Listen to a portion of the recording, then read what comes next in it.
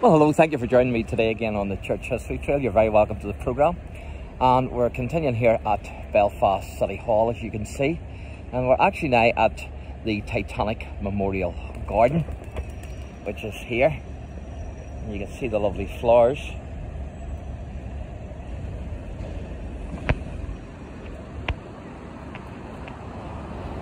And so this is the Memorial Garden. As you can see there, it says Titanic Memorial Garden. And this is the monument, the Titanic Memorial. As you can see, it's a fountain. And it says, erected to the imperishable memory of those gallant Belfast men whose names are here inscribed and who lost their lives on the 15th of April 1912 by the foundering of the Belfast built RMS Titanic through collision with an iceberg on her maiden journey from Southampton to New York.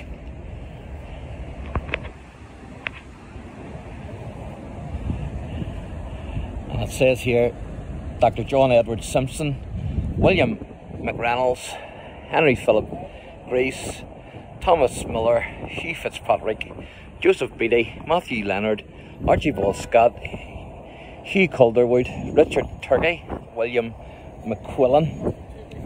And then on the other side, there's some more tribute writing.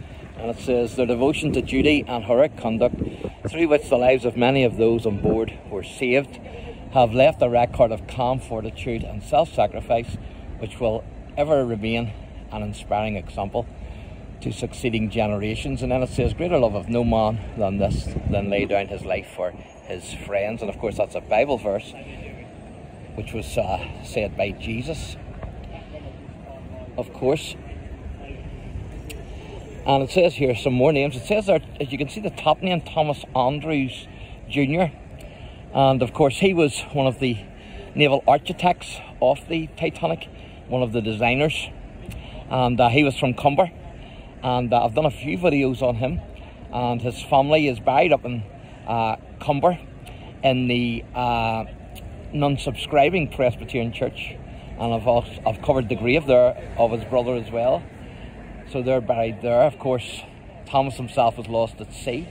And it says William Henry Marsh, Parr, Roderick Chisholm, Anthony Woodfrost, Robert Knight, William Campbell, Enos Hastings Watson, Francis Parks, Alfred Fleming Cunningham, Herbert Guilford Harvey, Albert George Irving.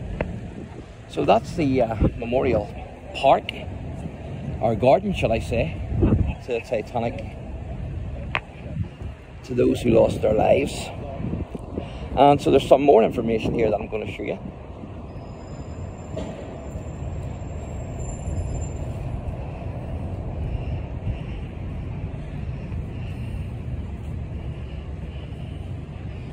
So it says here, in memory of those who died on the 15th of April 1912. And then it's got all the names, as you can see. And there's a bit of information here as well for the Titanic Memorial Garden.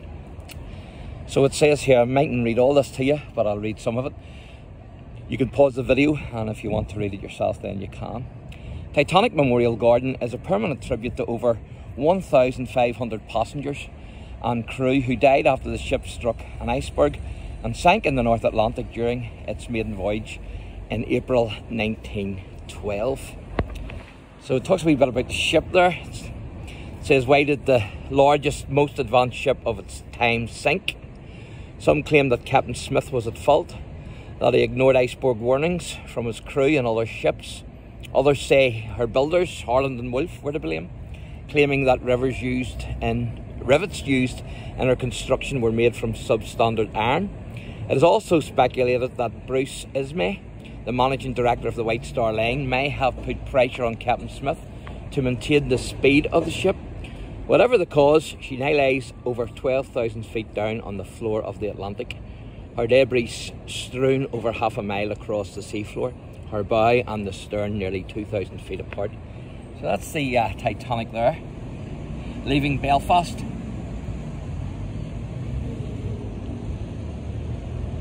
to go to Southampton. And then it says, those lost. Titanic's 20 lifeboats provided space for barely half the passengers and crew aboard. The ship also carried over 3,500 lifebelts and 48 life rings, but these were useless in the icy water.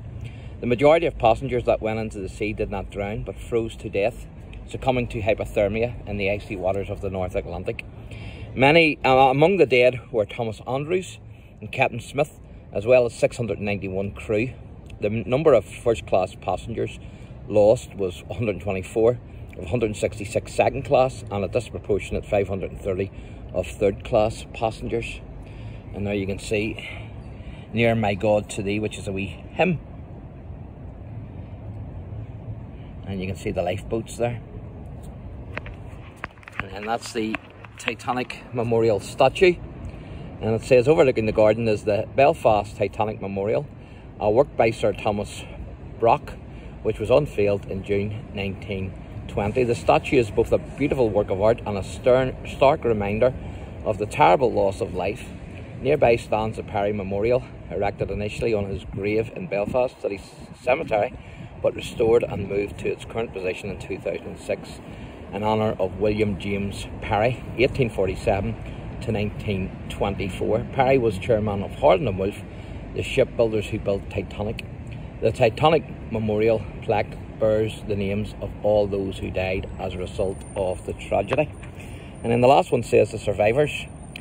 Passengers lucky enough to get into a lifeboat were forced to listen to the dreadful cries of those in the water. Eventually the cries died down as one by one they perished. Ships within a 200-mile area had received Titanic's distress signals, and some began heading towards the doomed ship's last coordinates at full speed. The Carpathia, the only ship to pick up survivors, sighted the first lifeboat at 4 AM, and by 8:30 AM on the 15th of April, all the survivors had all been brought aboard. Finally, on the 18th of April 1912, the surviving passengers and crew of the Titanic disembarked in New York. And there you can see graphic stories by Titanic survivors. So certainly one of the biggest tragedies that not only Belfast but Ireland has seen.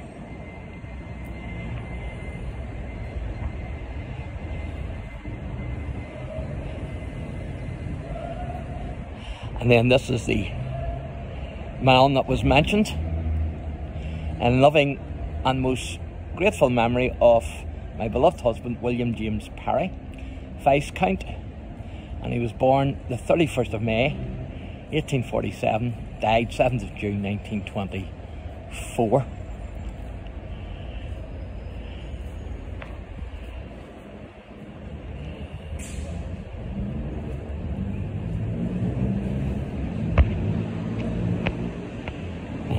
That was moved from his grave.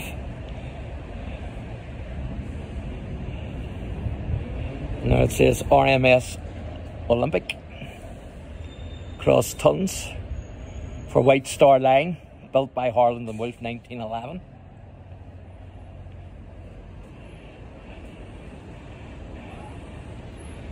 And there's at the back the Royal Victoria Hospital.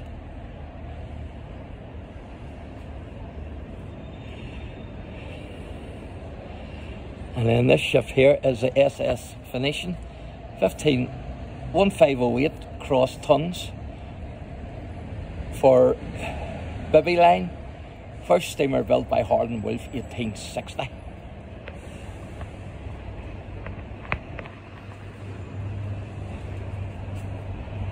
And then I'll just finish off with this here. At the base of the monument, Titanic Memorial Garden. The Titanic Memorial Garden was officially opened on the 15th of April 2012 by the Right Honourable the Lord Mayor, Councillor Niall O'Donoghue, I think that is, to commemorate the centenary of the sinking of RMS Titanic and to remember all 1,512 people who tragically lost their lives that fateful evening.